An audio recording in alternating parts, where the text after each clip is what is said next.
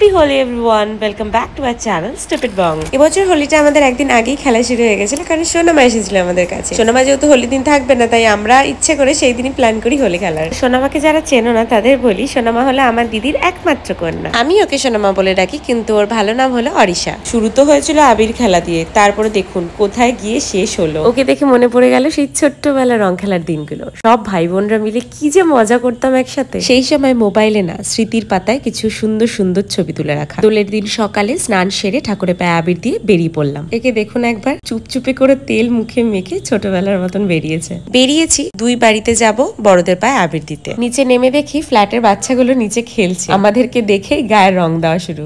এই যে দেখুন, আমাদেরও আবির মাখিয়েছে। বড়দের পায়ে আবির দিয়ে বেরিয়ে গেছিলাম স্থানীয় সঙ্গে। সেখানে দোল উৎসব হয়, নাচ গান, বিভিন্ন অনুষ্ঠান আর রং খেলা। কিন্তু আমাদের ছোটবেলাটা কিন্তু এমন ছিল। যেহেতু নাচ শিখতাম, দোলের দিন ভোরবেলা নাচের স্কুল থেকে বেরোতো প্রভাত ফেরি। রবি ঠাকুরের সব গানের নাচ করতে করতে প্রভাত ফেরি হতো। বাড়ি ফিরে রাস্তায় নেমে ভাই বোনদের সাথে সেই মজা করে রং খেলতাম। সেই সময় যারাই রাস্তায় বেরোতো, পিচকারি দিয়ে সবার গায়ে রং দিয়ে বলতাম, বুড়া না মানো হোলি হ্যায়। আগে কেউ ভয়ে সাদা জামা পরে রাস্তায় বেরোতো না, আর এখন সবাই ফটো তোলার জন্য সাদা জামা পরেই বেরোয়। কিন্তু কই, কেউ তো গায়ে রং দেয় না সেই আগের মতন। বাড়ি ফিরে দেখি বাচ্চাগুলোর তখনও রং খেলা শেষ হয়নি। ভালোই হলো, আমরাও ওদেরকে জয়েন করলাম। তারপরে ফ্ল্যাটে সবার ঘরে গিয়ে সবাইকে ঘর থেকে জোর করে বার করে নিয়ে এসে আবির খেলা হলো কিছুক্ষণ। যারা ভেবেছিল রং খেলবে না, তাদেরও কিন্তু সেই খেলা হয়েই গেল। এরপর ছাদে গিয়ে দেখি আমাকে দেখেই অ্যাটাকিং পজিশন নিয়েছে।